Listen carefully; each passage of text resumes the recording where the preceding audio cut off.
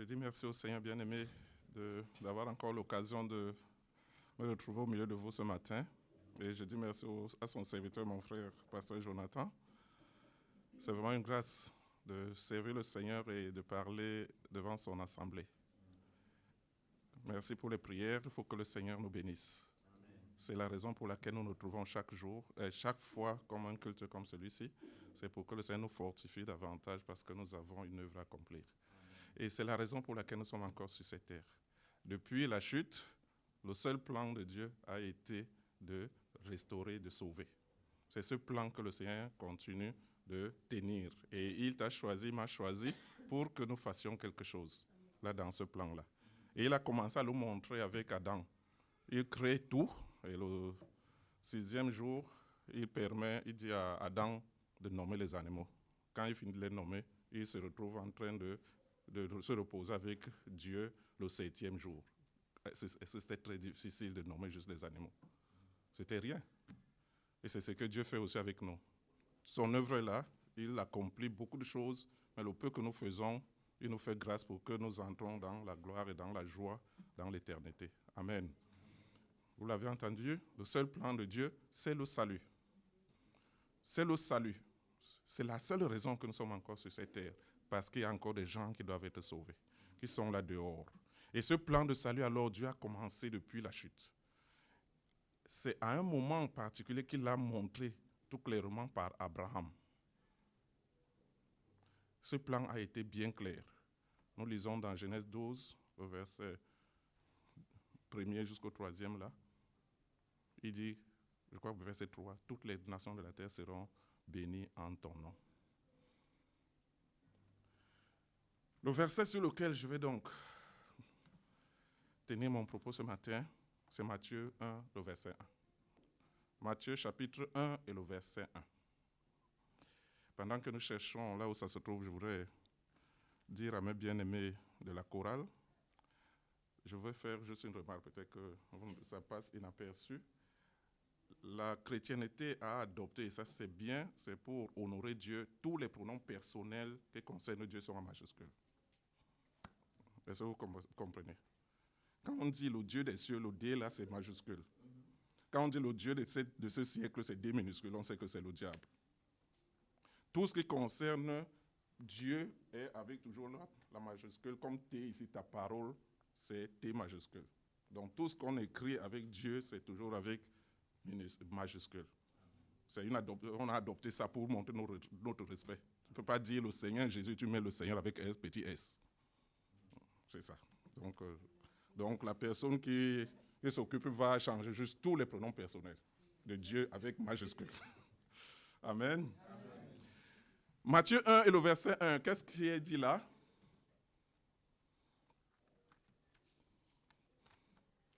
C'est généalogie de Jésus-Christ, fils de David, fils d'Abraham.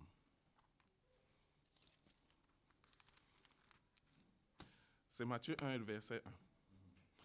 Tout ce que nous lisons dans la Bible a une signification. Dieu n'a pas permis que quelque chose soit écrit dans la Bible sans que ça ait une importance.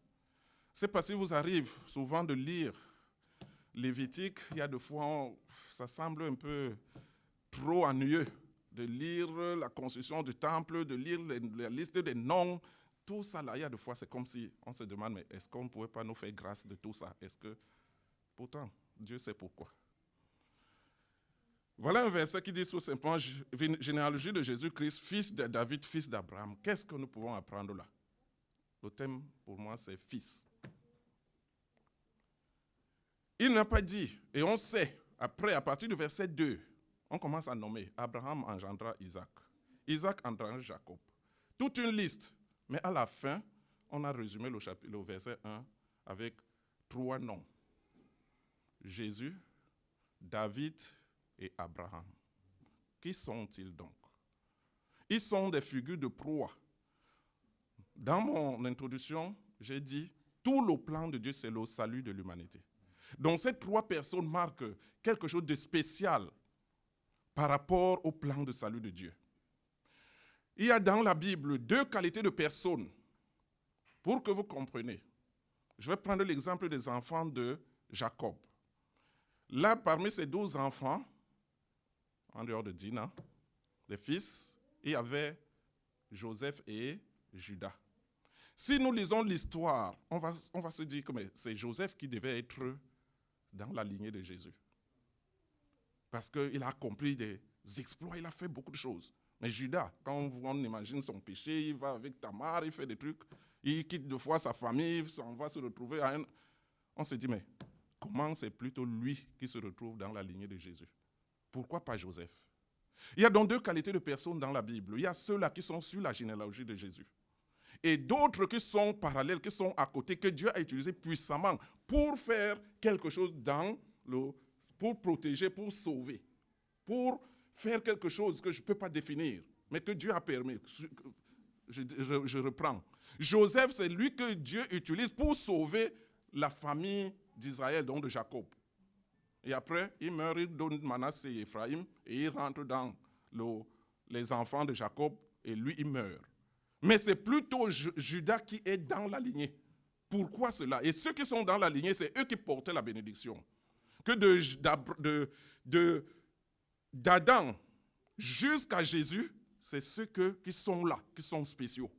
Donc quand même on va prendre les Daniel après, on prend les Moïse, on prend les Jean-Baptiste, le plus grand parmi les hommes, on prend les prophètes et tout. Il se retrouve toujours que c'est ceux qui sont sur la généalogie qui sont listés ici. Et que ça prouve que Dieu avait un regard tout spécial sur eux, parce qu'il tenait la bénédiction du salut des hommes, donc de votre salut, de mon salut. Et donc ils sont donc spéciaux. Quand bien même ils n'ont rien fait, on peut dire. Et c'est parce que c'est par grâce, ce n'est pas par mérite. Amen. Donc ces trois donc sont spéciaux parce que Dieu les nomme ici. On va voir maintenant pourquoi. On sait que l'autre est mort, Abel, qu'on a tué, Caïn a tué. Dieu suscite Seth. Il va jusqu'à nous donner un nom comme une personne comme Enoch, qui est enlevé. Dieu n'en pas laisse de côté. Après, il descend, il nous donne un Noé, qu'il utilise pour sauver 8 personnes. Après, Dieu le laisse. Et à la fin, il commence l'histoire comme avec Abraham. Et il explique clairement que toutes les nations de la terre seront bénies en toi.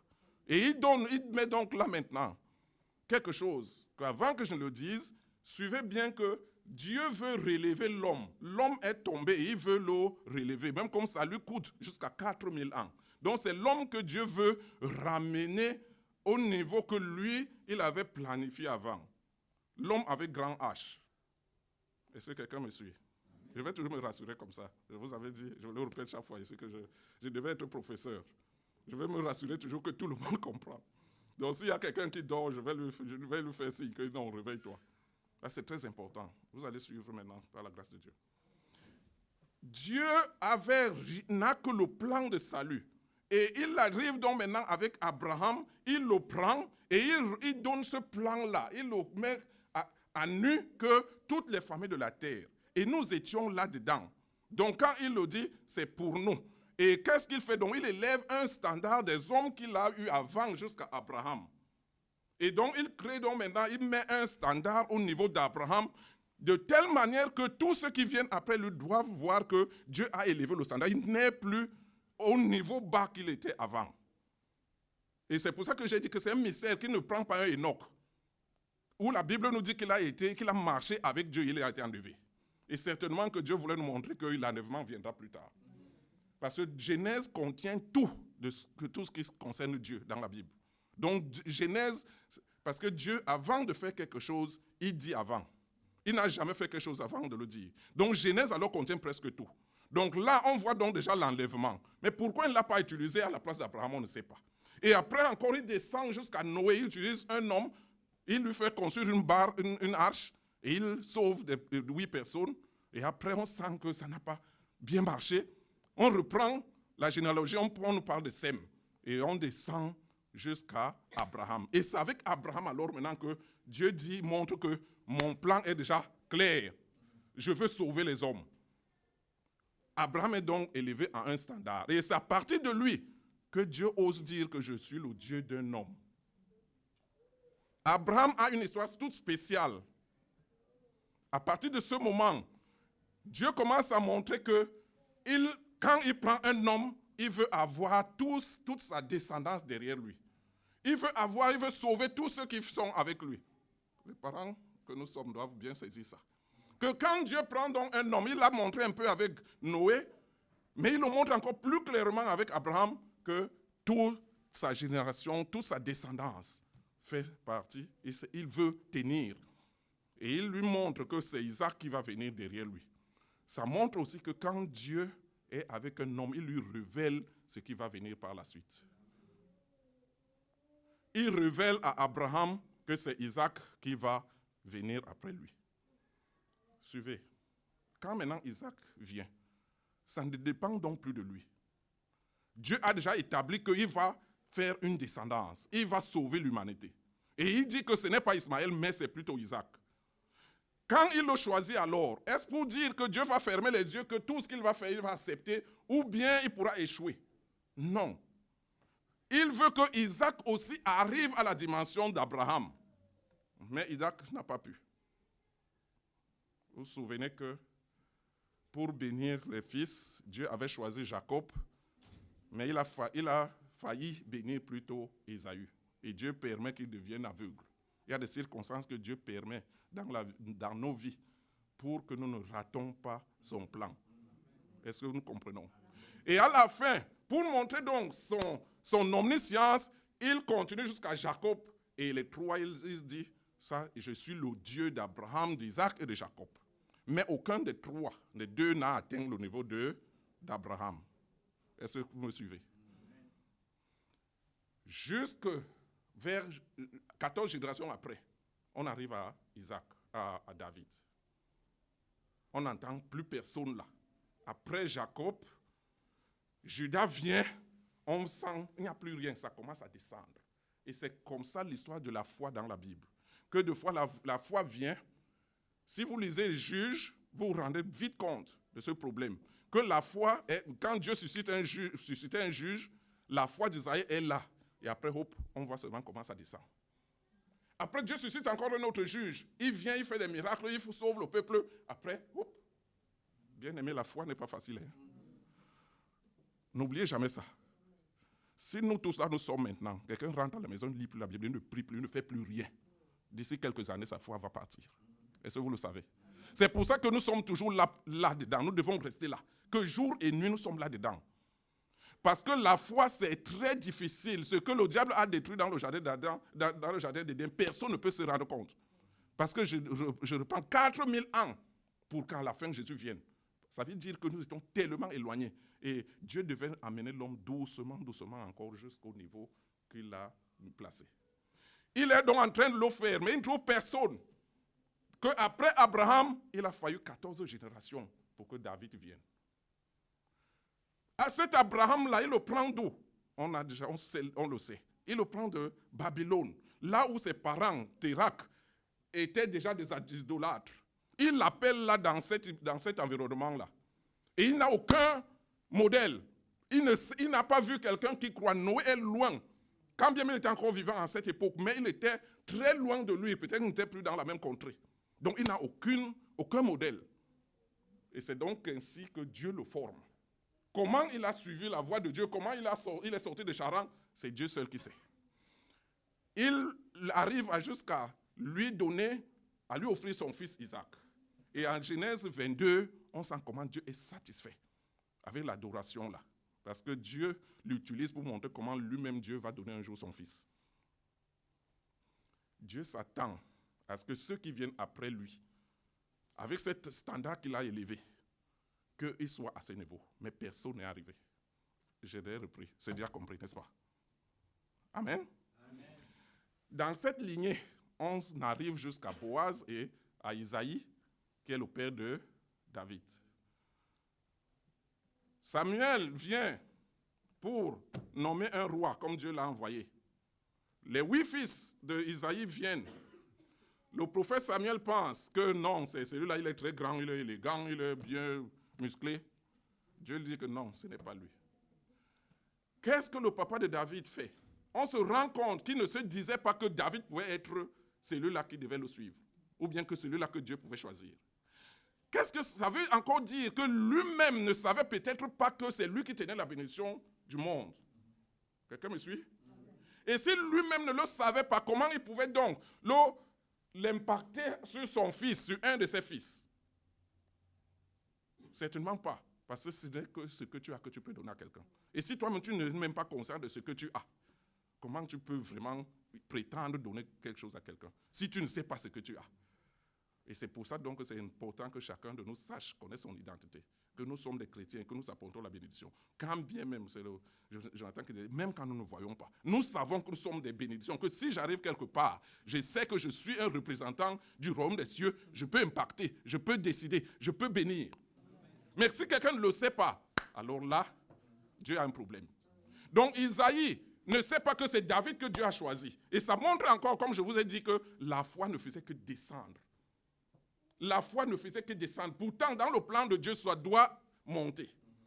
À la fin, Dieu fait que c'est Samuel, que David vienne et que Samuel le oigne. Et où est-ce qu'il était formé? En brousse. Seul avec Dieu. C'est là où il bagarrait avec les lions, avec les ours. Et ça veut dire que lui aussi, il n'a certainement pas eu un modèle par rapport à son papa. Est-ce que vous me suivez? Donc, lui aussi, Dieu le prend encore là. Ça veut dire que Dieu prend toujours les gens et il commence une formation, il commence à faire quelque chose pour que toute la gloire lui revienne, pour que quelqu'un ne dise pas demain que c'est moi qui ai fait. On voit ça avec Abraham, on voit ça maintenant avec David. Et David aussi maintenant, Dieu l'élève. Et nous entendons David, l'homme selon le cœur de... Si je nous pose la question, pourquoi David est appelé dans la Bible l'homme selon le cœur de Dieu? Pourquoi Dieu l'a dit? Voilà la question. Réfléchissez. Pourquoi Dieu dit ça? Et pourquoi il a dit ici, donc maintenant, David, fils d'Abraham? Pourquoi donc on a sauté tous ces gens? Et on prend maintenant David. Et c'est lui qu'on nomme donc maintenant fils d'Abraham. Et qu'est-ce que ça veut donc dire maintenant fils, selon ce terme-ci? Réfléchissons. Je reprends. On a entre Abraham donc maintenant et David, jusqu'à 14 générations. Tous ces gens-là, on les a mis de côté. On a attendu que David vienne pour qu'on dise ici, David, Abraham, son fils c'est David. Ça veut dire que pour Dieu, quand il veut que quelqu'un soit le fils de quelqu'un d'autre, ça a une signification plus grande. Il l'élève à ce niveau-là. Est-ce que Jonathan est en train de suivre? Oh, c'est très important, suivez bien. Le mot fils ici ne veut pas seulement dire que c'est moi qui ai engendré. Mais c'est que tu prends les propriétés de ton père et tu me vas au-dessus. Jésus, fils de Dieu, ce terme, bien aimé, quand j'ai commencé à suivre Jésus, fils de Dieu, quand les musulmans disent, ah mais non, Dieu n'a pas une femme pour engendrer un fils. C'est une compréhension charnelle. Donc, fils ici, ça a une autre signification de quelqu'un qui relève le défi, qui va au-dessus de ce que les autres ont fait. Parce que regardez le monde dans lequel nous vivons en ce moment. Les découvertes ont été faites depuis des années. Il y a des choses qui ont été faites. Maintenant, qu'est-ce que le monde fait? Il se place dessus pour aller plus loin. Donc, ce que nous faisons aujourd'hui, ce que nous recevons en technique ou bien en quelque domaine que ce soit, c'est parce que les gens ont trouvé avant et on se place sur leur découverte pour faire plus. Et c'est comme ça que le monde avance. Et nous devons donc savoir que ça vient de Dieu.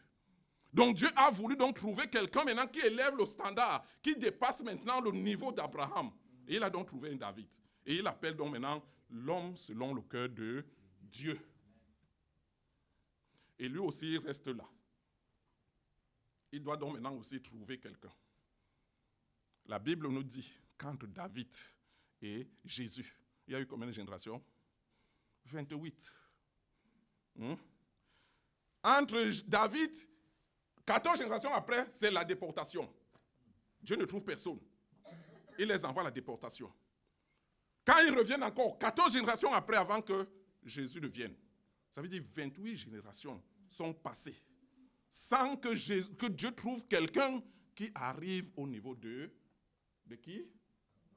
Je pose cette question pour que je me rende quand vous me suivez. Au niveau de David, personne n'est arrivé là.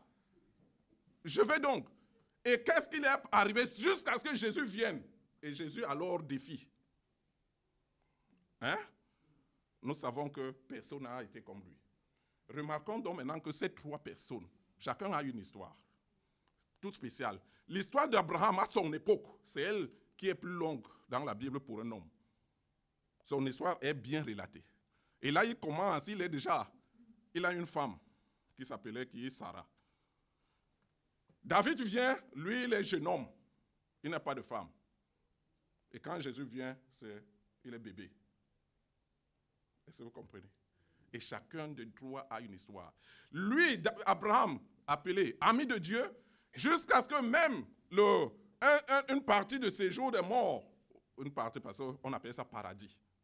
Le paradis est un endroit qui, selon ma compréhension, quelqu'un peut dire que non, ce n'est pas ça. C'était une place où ceux-là qui mouraient avant la mort de Jésus se trouvaient. Vous suivez? Parce que personne ne pouvait aller au ciel avant la mort de Jésus. Tous devaient passer par Jésus. C'est la mort de Jésus qui a sauvé les Abraham et tout le monde, hein, n'oubliez pas. Parce que la Bible dit bien que nul ne va au Père que par Jésus. Il n'a pas dit qu'à partir d'un temps, tous les hommes sont dans le même lot. Donc quand ils mouraient, c'est juste là mouraient et se retrouvaient dans le paradis. Et il a fallu que Jésus meure pour que tous donc maintenant quittent et ils reconnaissent Jésus pour aller au ciel. Ça, c'est ma compréhension. Abraham est donc celui-là que Dieu va jusqu'à nommer cette partie du paradis-là, le sein d'Abraham, pour montrer que quand quelqu'un honore Dieu, Dieu le récompense d'une terrible manière. Imaginez que son nom aujourd'hui, même les musulmans parlent d'Abraham et tout. Parce que son standard était vraiment... Et quand David vient alors maintenant, lui aussi maintenant, Dieu l'élève à notre standard et qui dépasse, parce que ce n'est plus maintenant au nom d'Abraham, mais ça commence à être au nom de David. Tous ceux qui ont suivi après, je vous encourage à lire la Bible. Parce que quand on lit la Bible et qu'il y a une prédication, quelqu'un comprend vite. Mais si tu n'as pas lu certaines histoires, tu auras du mal. Hein? Si je vous dis que si vous lisez la succession des rois, vous allez toujours entendre Dieu dire qu'il n'a pas fait comme son père David. Il n'a pas fait comme son père David. Il n'a pas fait comme... Ça veut dire que David était le standard de Dieu. Et c'est comme ça que tous ces rois passaient, ils étaient toujours comparés à David. Parce que Dieu avait élevé ce standard. Il ne voulait pas que quelqu'un aille plus bas. David, jusqu'au ciel, jusqu'à maintenant, même au ciel, on parle du trône de David, on parle de... Pour montrer donc aussi que, comme Dieu a fait avec Abraham, il l'a aussi honoré parce qu'il était content de lui, d'avoir élevé ce standard-là. Beaucoup de choses qui sont faites. En Israël, tu arrives, voilà, la cité de David, partout, David. Parce que Dieu avait vraiment été content. Jusqu'à ce que Jésus vienne, et Jésus aussi maintenant, son histoire est plus grande et plus excellente que celle de... Et nous, où sommes-nous donc? Dans Jésus. Ce qui veut dire que nous, quand bien même nous admirons un Abraham, quand bien même nous admirons un David, notre standard est plus les élevé alors. Mon frère, tu as suivi? Notre standard, là où nous sommes, est élevé. C'est au niveau donc maintenant de qui? De Jésus. Nous sommes en lui. Et ça veut dire que tous ceux qui sont passés avant, nous sommes appelés à être plus grands que eux. N'aie pas peur, ce n'est pas grâce. Parce que quand je vois ce que David a fait, je suis loin de pouvoir le faire. Je me souviens par la grâce, j'ai eu pas moins de 10 prédications sur Joseph. Et je me rends compte qu'on peut faire même 15 sur David. Tellement, si vous lisez son histoire, les choses que cet homme a faites, ce qu'il a expérimenté avec Dieu, la manière dont il s'est comporté. Et nous allons donc lire quelques versets. Et on va faire la comparaison avec son fils Salomon. Pour voir comment Dieu voit les choses, comment Dieu fait les choses. Je vous invite dans 1 Roi,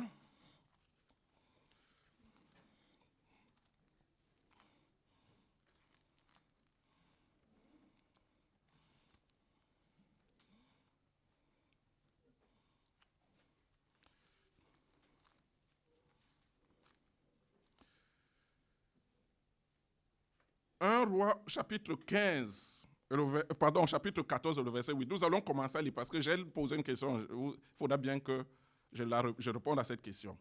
Qui se souvient de la question? pourquoi David est appelé l'homme selon le cœur de Dieu. 1 Roi chapitre 14, le verset 8. Qu'est-ce qui est dit là? Si quelqu'un trouve, il lit. Bien aimé, c'est ma manière de prêcher, hein, parce que nous sommes devant notre Père. Amen. Amen. Nous pouvons nous sentir à l'aise pourvu que ce soit avec crainte et tremblement, avec respect, avec tout l'honneur qu'on lui doit, ainsi de suite. On n'a pas peur, mais on a la crainte. 1 Roi chapitre 14, le verset 8. Qu'est-ce qui est dit? J'ai arraché le royaume de la maison de David. De qui? Ah, d'accord, ok. Ah, d'accord, ok. D'accord, vas-y, mon frère. Merci. J'ai arraché le royaume de la maison de David et je te l'ai donné. Et tu n'as pas été comme mon serviteur David, qui a observé mes commandements et qui a marché après moi de tout son cœur, ne faisant que ce qui est droit à mes yeux. Amen. Est-ce que nous suivons ici? C'est Dieu qui parle à Jéroboam. Et il lui dit, ce que je veux qu'on retienne ici, c'est le témoignage que Dieu donne de David. Il dit que cet homme, Jéroboam, n'a pas été comme son serviteur David, qui a observé ses commandements et qui a marché après Dieu de tout son cœur, ne faisant que ce qui est droit aux yeux de Dieu. Est-ce que vous vous rendez compte de ce témoignage-là? Amen. Lisons un roi, passons au chapitre qui suit là, chapitre 15, le verset 5.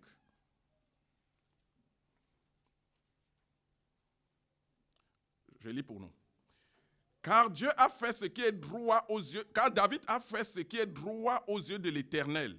Et il ne s'était détourné d'aucun de ses commandements pendant toute sa vie, excepté dans l'affaire d'Uri le Hétien. Je pose la question, qui connaît cette affaire-ci? Beaucoup peut-être peuvent ne pas connaître. Mais il a tué cet homme-là. Hein. Amen. Il a commis l'adultère, il a pris la femme, et c'est cette femme-là même qui est la mère de Salomon. Et ici, Dieu dit, la Bible dit, que ce n'est que dans cette affaire-là qu'il n'a pas obéi à Dieu. Toutes les autres affaires, il a obéi à Dieu. Une question devrait interpeller quelqu'un.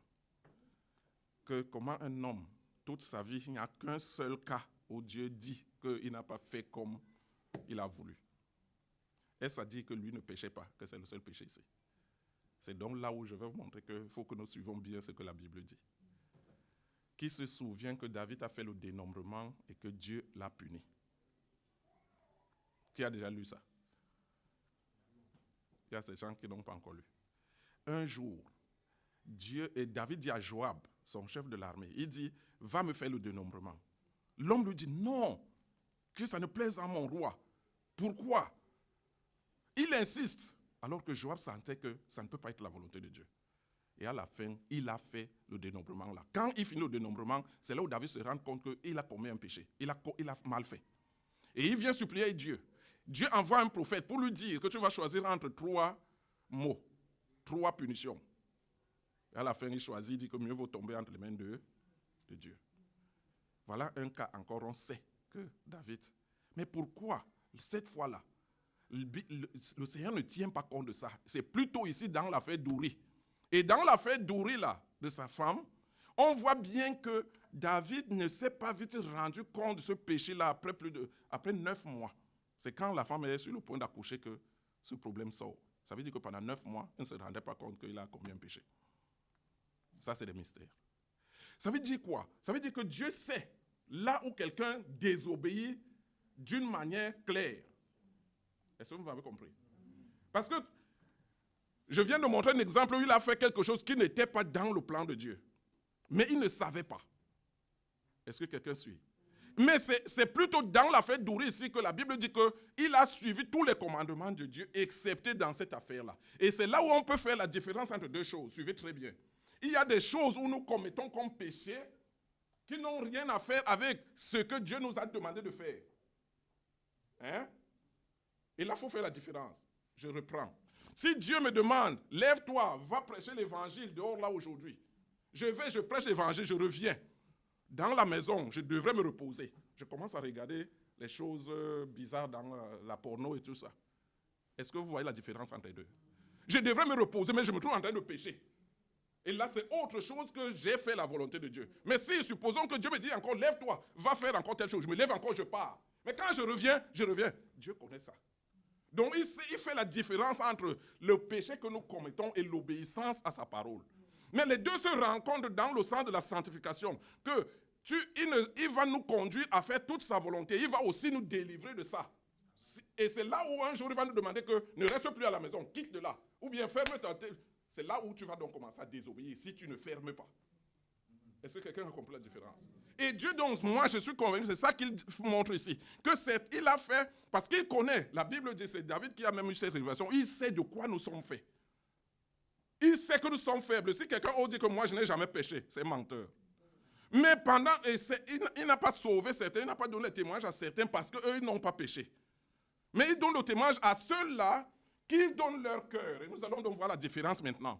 Que quand bien même tu as donné tout ton cœur, il peut t'arriver de chuter. Et Dieu, lui, voit ça. Mais il y a un autre qui ne donne pas son cœur, qui peut chuter tous les jours.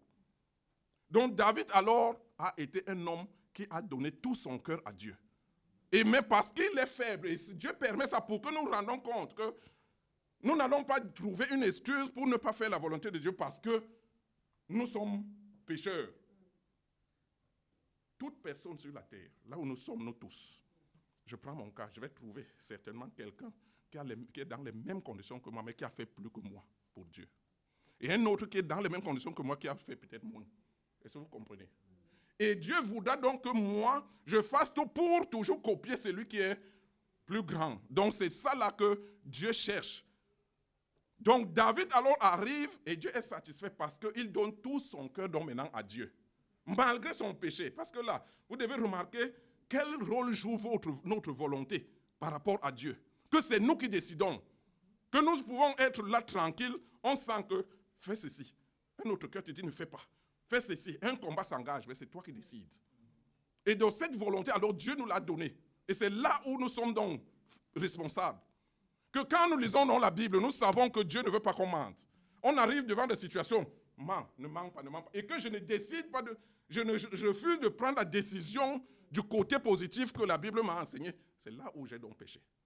Mais s'il m'arrive que je ne le savais pas, j'ai fait quelque chose que je ne savais pas, je me rends compte après, mais j'ai péché, ça, c'était pas ça dans la volonté de Dieu. Dieu voit ça. Et il ne va pas m'imputer ce péché-là, il va seulement me conduire maintenant à la repentance pour que j'apprenne. Et Dieu veille. Lisons encore Actes, le chapitre 13, le 22 vers la fin.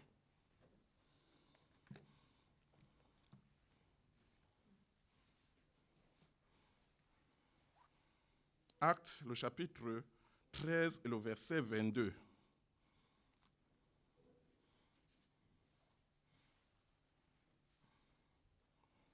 Excusez-moi.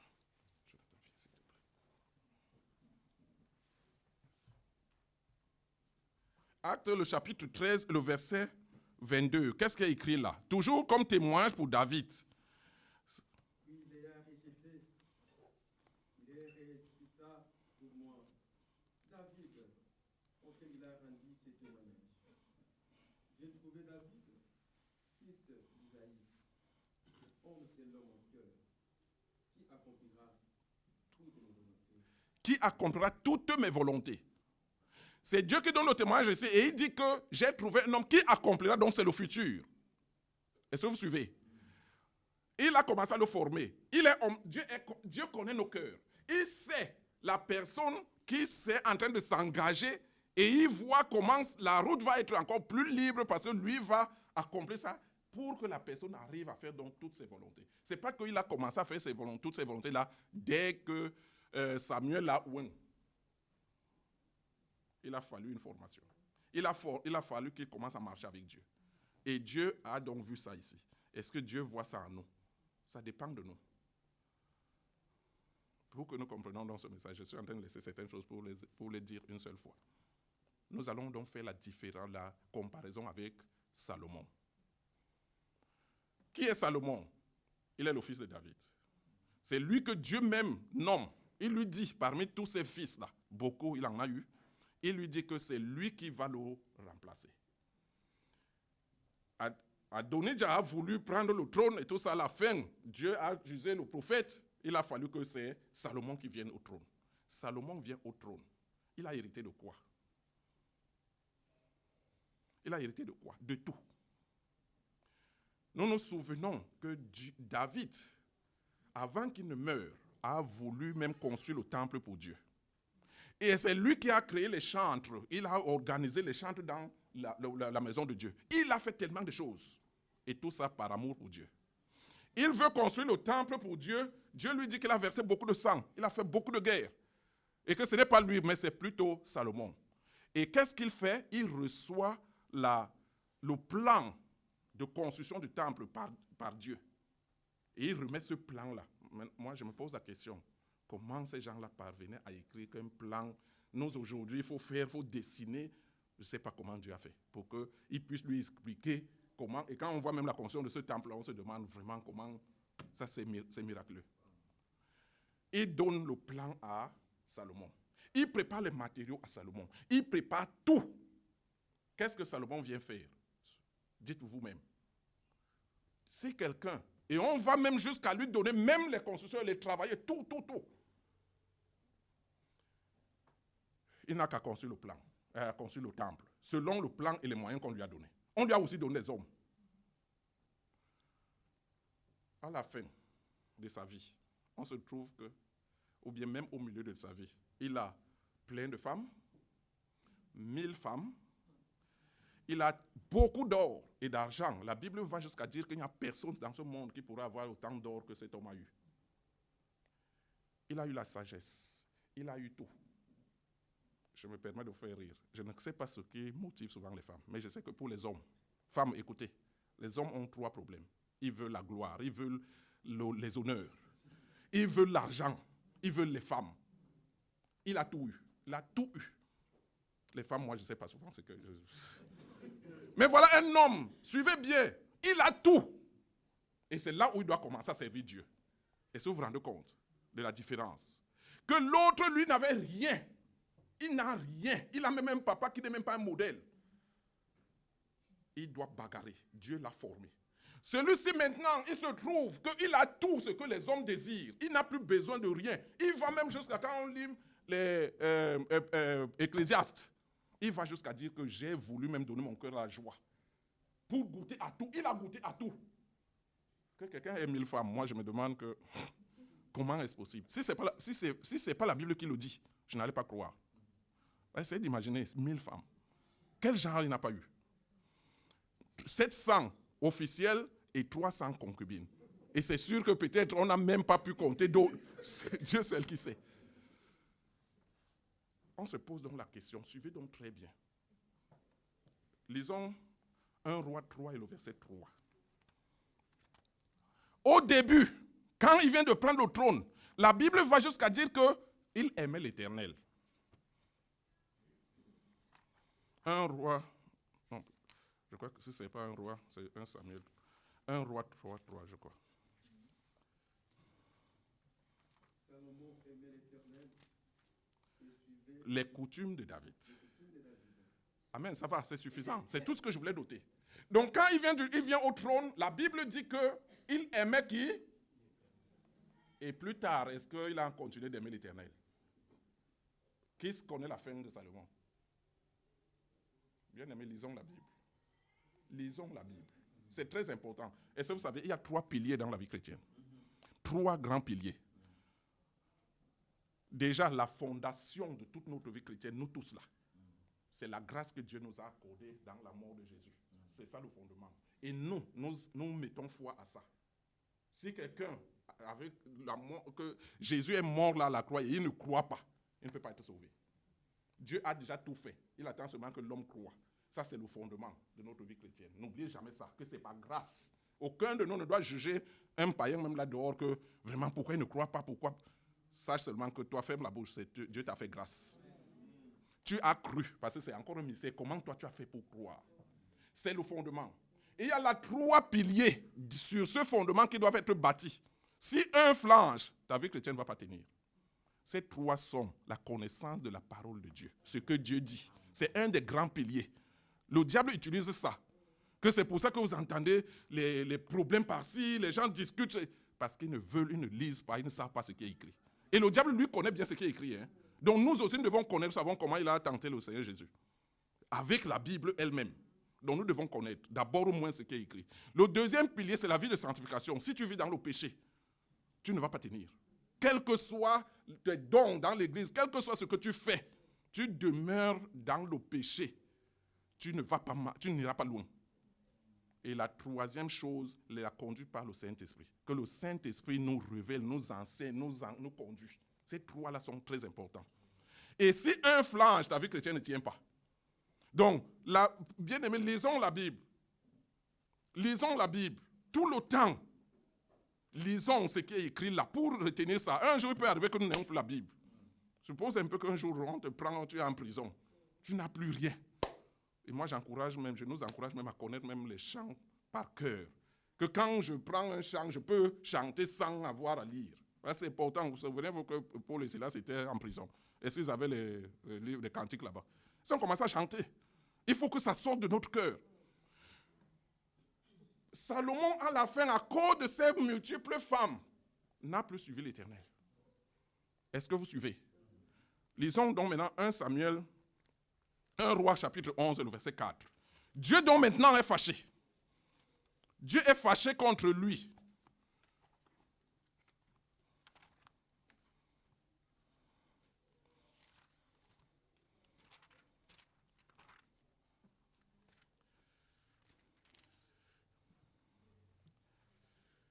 À partir du verset 3 même, là où il a dit, il eut 700 princesses pour femmes et 300 concubines. Et toutes ces femmes détournèrent son cœur. À l'époque de la vieillesse, de Salomon, ces femmes inclinèrent son cœur vers d'autres dieux. Et son cœur ne fut point tout entier à l'Éternel, son Dieu, comme l'avait été le cœur de David, son... Ça répond donc maintenant aux 2 questions. La première, pourquoi David a été l'homme selon le cœur de Dieu? Et pourquoi maintenant, avec ça on remarque, lui l'a aimé, mais il n'a pas aimé de tout son cœur. Est-ce que vous comprenez? Ce n'est pas c'est pas extraordinaire que tu dises que j'aime Dieu. Suivez bien. Au lieu même de dire ici que j'aime Dieu, il devait seulement dire que je suis reconnaissant à Dieu. J'ai tout trouvé. La reconnaissance que l'homme a eue par rapport à ce fait qu'il a hérité le trône parmi tous ses frères et tout ce qu'il a reçu, il pouvait exprimer comme une reconnaissance au lieu de dire qu'il aime Dieu. Parce que la Bible dit qu'il a commencé à suivre les coutumes. Quand maintenant il prend le trône, la première chose, la Bible dit, et voilà comment Dieu veut lui faire grâce. Il va jusqu'à lui apparaître dans le songe. Une des fois qu'on entend que quelqu'un a prié dans le songe. Toujours, je recommande de lire la Bible. Dieu lui apparaît, il lui demande que veux-tu que je fasse pour toi? Si Dieu t'apparaît maintenant, il te demande, que veux-tu que je fasse pour toi? Prends-le dès aujourd'hui. Ne dis pas que je veux l'argent. Ne dis pas que je veux être le plus grand dans l'église. Je veux être le plus grand dans... Non. L'homme a dit que je veux que tu me donnes la sagesse pour conduire ton peuple. C'est bien, hein? C'est pas mauvais. Tu peux aussi dire même que je veux de l'argent pour soutenir l'œuvre de Dieu dans le monde. C'est pas mauvais. Est-ce que vous me suivez? Dieu a même dit que c'est bon. Et maintenant, il attend encore quelque chose. Et il n'a pas fait la suite. C'est là maintenant, et comme la Bible dit que ces choses ont été écrites pour notre instruction, ça veut dire que nous devons prendre des leçons. Il y a des priorités. Et chacun doit connaître la priorité. Que quand tu pries, quand tu marches avec Dieu, quand tu viens prier ici, quand tu viens chanter, tu dois avoir une priorité. Que même si on te réveille dans la nuit, s'il rencontre Dieu dans le rêve, il faut que tu sois capable de lui dire que voilà ma priorité. Et ça, c'est notre responsabilité. Lui, il est resté donc dans l'amour. Comme nous pouvons dire, j'aime Dieu, j'aime Dieu. Mais à côté là, qu'est-ce qui se trouvait? La convoitise des femmes dans le cœur. Nous n'obtenons pas un péché de l'extérieur. Hein. Nous naissons avec. Est-ce que tout le monde sait ça? Le péché que nous avons dans nos cœurs, là, tout le monde, chacun de nous est né avec, à cause du sang. Et il se développe plus on grandit. Plus le temps passe, plus il se développe. Et il va s'arrêter. Il est détruit. Il est maltraité par Dieu quand on commence à suivre les commandements de Dieu. Et c'est là où Dieu donc est en train de le détruire. Et ne dites jamais, ne pensez jamais que c'est le fatalisme dans l'Église ou bien dans notre vie chrétienne. Qu'est-ce que ça veut dire? Que quelqu'un se dise que de toutes les façons, même si je ne faisais pas ceci, j'allais toujours tomber dans ce péché-là. Même si je ne faisais pas ceci, j'allais devenir ceci. Non. Là où nous sommes, nous pouvions être plus que ce que nous sommes aujourd'hui. Si on avait pris certaines décisions avant, on ne serait pas là, à ce niveau spirituel que nous sommes maintenant. Et là où nous sommes aujourd'hui, si nous ne prenons pas certaines décisions spirituelles importantes, nous risquerons encore de nous trouver dans une situation qui n'est pas celle-là que Dieu aurait voulu pour nous. Ce n'est pas le fatalisme. Je vais vous montrer ça tout de suite dans la Bible. Ce n'était pas dans mon plan. Mais les gens ne savent pas ça. Que ce que tu fais de ta vie, tu es responsable. Et c'est ça qui te mène à la dimension où tu te trouves. Parce que Dieu a déjà tout fait. C'est comme on donne la nourriture à quelqu'un, là, ses deux mains, il a la nourriture sur sa table, là, même s'il dit que lui ne veut pas manger avec les mains, il faut les fourchettes et les cuillères, on lui en donne, mais il dit encore que non. Il met les mains comme ça, il dit qu'on le nourrit. À la fin, la personne va te dire que si tu ne veux pas mourir de faim. Dieu a déjà tout fait, c'est à nous donc maintenant de faire certaines choses, et c'est là notre responsabilité. C'est ça qui va faire que nous aurons des récompenses et tout. Ce n'est pas le fatalisme que si je ne venais pas aujourd'hui à l'église, j'allais quand même être béni. C'est faux. Si tu ne venais pas à l'église, tu serais à la maison, tu ne serais pas dans la volonté de Dieu. Le diable pouvait t'avoir. Que tu te trouves en train de regarder la porno, en train d'avoir de mauvaises pensées, en train de faire des choses. Toute décision que tu prends peut avoir un impact dans ta vie. Je dis bien que ce n'est pas le fatalisme. Il y a une fois, David est en train de fuir Saül. Il arrive dans un village qu'on appelait Keïla. Il entend, c'est là où il s'est caché avec ses hommes. Il entend que Saül est derrière lui. Il pose la question à Dieu. Il dit, Dieu, est-ce que Saül va venir me trouver ici? Dieu lui dit oui, il vient. Dieu ne lui dit rien d'autre. C'est lui qui pose la question. Dieu lui dit, il pose encore la deuxième question. Est-ce que ces gens-ci vont me livrer? Dieu lui dit oui, ils vont te livrer. Suivez très bien. À la fin, David s'en va. Il fuit. Suivez donc. S'il restait là, qu'est-ce qui se serait passé? On l'aurait arrêté, non? Donc ce n'est pas le fatalisme. Donc ça veut dire que si tu connais la volonté de Dieu, tu dis que je ne la fais pas. Ce qui va t'arriver, ne dis pas que c'est le fatalisme. Moi, ça m'a dérangé avant. Parce que je me disais avant que, mais si Dieu est tout puissant, je suis son enfant, rien ne doit m'arriver. Mais c'est qu'il te donne la responsabilité.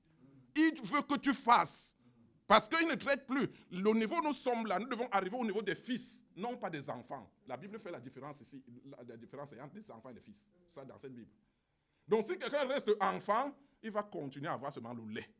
Et il va continuer à être un jouet du diable. Quand bien même Dieu, dans sa grâce, il va sauver. Mais quand Dieu a tellement patienté, il devient donc plus un enfant, mais un nain. Et alors là, ça ne va plus. Donc, Dieu veut que nous portons nos responsabilités. S'il arrivait que Salomon décidait que, bon, ok, j'ai prié, mais je connais la priorité, je connais la volonté de Dieu, je sais ce que Dieu veut, il devrait s'y engager.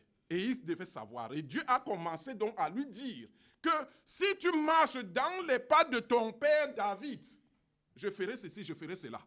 Est-ce que vous suivez? Et il ne l'a pas fait. Et je vais vous faire lire donc maintenant un verset. Et que lui, il connaissait. Il devait connaître parce que c'était dans l'ancien, c'était avant. Et c'est ce verset que David, lui, l'a suivi. Et ce verset, nous le trouvons dans Deutéronome.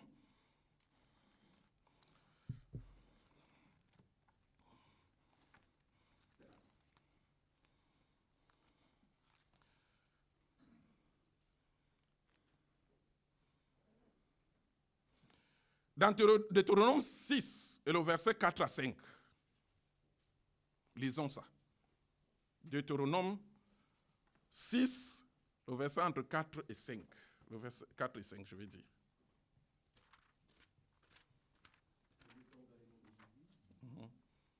Écoute Israël, l'Éternel notre Dieu est le ciel éternel.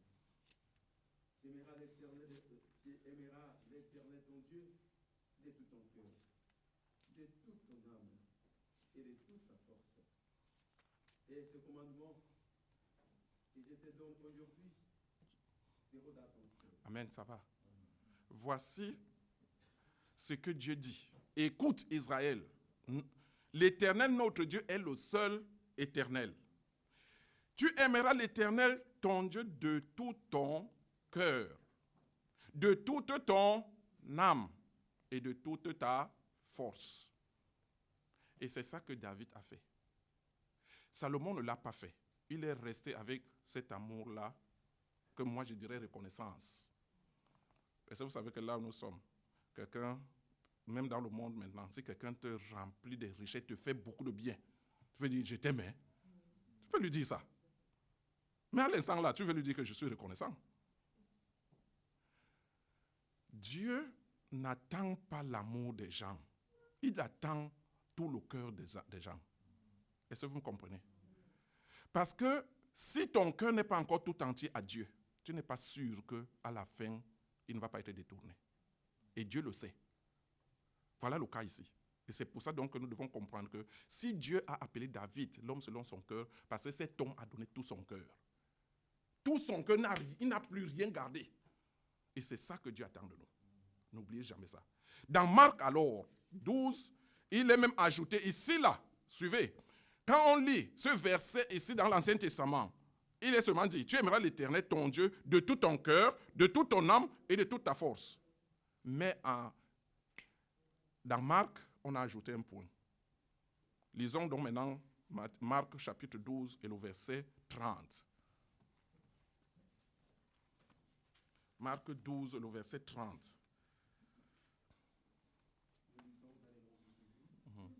Et tu aimeras le Seigneur, ton Dieu, de tout ton cœur, de toute ton âme, de toute ta pensée et de toute ta force.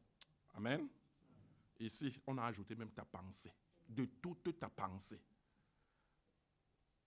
De toute ta force. De toute ton âme. De tout ton cœur. Et ça, c'est la priorité. Ça veut dire que Salomon devait faire cette prière. Et c'est cette prière-là que Dieu attendait de lui, qu'il lui dise que moi aussi, je te donne quoi? Tout mon cœur. Est-ce que quelqu'un me suit? Et il ne l'a pas fait. Il est resté avec les deux. D'un côté, il dit qu'il aime Dieu, il suit les coutumes. Et de l'autre côté, la convoitise est en train de le gagner. Et à la fin, il se trouve avec 1000 femmes. Entre-temps, vous pouvez vous poser la question, est-ce que Dieu n'était pas là, il ne voyait pas? Est-ce que Dieu ne voit pas tout ce que nous faisons, toi et moi? Il voit. Mais c'est qu'il continue à compter, il n'oblige pas. C'est avec amour, avec tendresse, que lui veut toujours que nous fassions de notre propre volonté. Il ne nous force pas. Donc Dieu a attendu Salomon. Il a attendu, il ne faisait que lui rappeler tout le temps, que si tu fais comme ton père, si tu me donnes tout ton cœur, donc là où nous sommes, bien-aimés, Dieu peut répondre à une prière, que je lui demande que je veux de l'argent pour faire ceci, je veux être guéri. Il nous le donne. Mais ça ne veut pas dire que nous sommes déjà contents. Si vous entendez un jour quelqu'un se glorifier parce que Dieu répond à ses prières et qu'il n'a pas encore donné tout son cœur à Dieu, trouvez que ça, c'est rien ça. C'est rien. Moi, je suis convaincu là où je suis debout. Bien aimé, suivez bien. Je ne dis pas que toi aussi tu vas le faire. Je peux ne pas prier pour la nourriture et après, je sais toujours que Dieu va me la donner. Mais je sais qu'il veut que je prie pour les choses importantes. Et c'est même pas pour rien, c'est pas pour rien qu'il dit donc cherchez premièrement le royaume des cieux et toute sa justice. Et toutes ces choses vont vous être données. Ça veut dire que je dois avoir les priorités pour dire à Dieu que je ne veux pas être comme celui-ci. Comme Salomon là, que j'ai tout, mais mon cœur n'est plus attaché à toi totalement. C'est ces prières-là qui aident donc. Si vous voyez un chrétien souffrir, qui aime Dieu, sachez que parce qu'il fait ce genre de prière, que je veux t'aimer de tout mon cœur. Et Dieu alors ne va pas prendre tout ton cœur si ce cœur-là n'est pas encore purifié. Il va le prendre, je veux dire, vous comprenez bien ce que je veux dire. Il va le prendre, mais il doit donc travailler. Et ça, c'est la souffrance. Et c'est pour ça que la souffrance est une bénédiction dans la Bible. Salomon n'a presque plus souffert. Il a souffert après, parce que là maintenant, Jéroboam, Dieu suscite Jéroboam qui doit venir maintenant le détrôner parce que derrière lui. Et même encore une chose terrible, Dieu dit même qu'il ne détruit pas son royaume, il ne va pas lui faire mal pendant sa vie, mais c'est après lui. Et à cause de qui? À cause de David. C'est que jusqu'à... Ah pardon, je dois déjà arrêter. Bon. À cause de David, jusqu'à ce que Dieu lui dit que je ne vais pas te punir, je ne vais pas te faire voir ce qui va arriver derrière toi. Et c'est quand il meurt donc maintenant que Dieu permet la division des royaumes. 2 royaumes, Juda et Manassé, Juda et Ephraim, et de l'autre côté les 10 autres. Et Dieu donc prend les 2 côtés. Et c'est là où donc maintenant toute la lignée des rois viennent, parce que Dieu avait promis à David qu'il y aura toujours un roi sur le trône. Et ça a été respecté. Et maintenant les autres 10, Dieu va jusqu'à susciter Jéroboam. Et si vous lisez l'affaire de cet homme, extraordinaire, comment l'homme a été méchant, comment il a fait des choses. Et tout ça parce que l'homme n'a pas prié que Dieu prenne tout son cœur. Si tu fais cette prière, ça va aider aussi pour la purification de ton cœur, parce que Dieu va à tout prix le toucher. Il va à tout prix. Et c'est pour ça donc que tout homme souffre, ceux qui aiment Dieu. Si tu trouves quelqu'un en train de souffrir et qu'il aime Dieu, ne sois pas surpris. C'est que Dieu le fait passer par le moule. Mais si toi tu dis, bon, j'ai tout, ça me va, je n'ai plus besoin de rien, je suis enrichi, je me suis enrichi, alors là tu vas rester un jour, tu n'es pas sûr d'arriver. La dernière chose, il y a un verset qui montre ce que Dieu va faire quand il va créer le nouveau sur une nouvelle terre. Dieu tout en tous. Ça veut dire quoi? Ça veut dire qu'il veut enlever toute impureté. Imaginons un atome qu'on divise encore 1 million de fois et que même si une petite partie comme ça, Dieu ne supporte pas dans son royaume. C'est quand tout va être balayé. Et c'est ça qu'il veut commencer à faire maintenant. Et c'est à nous de comprendre ça. Pour haïr le péché, pour haïr, il faut que ce cœur soit tout entier à Dieu. Si on se croit qu'on est sage, on peut faire certaines choses de nous-mêmes. Alors là, on aura des problèmes. Je vais m'arrêter là. Et je vais continuer la prochaine fois si Dieu me le donne. Que le Seigneur vous bénisse.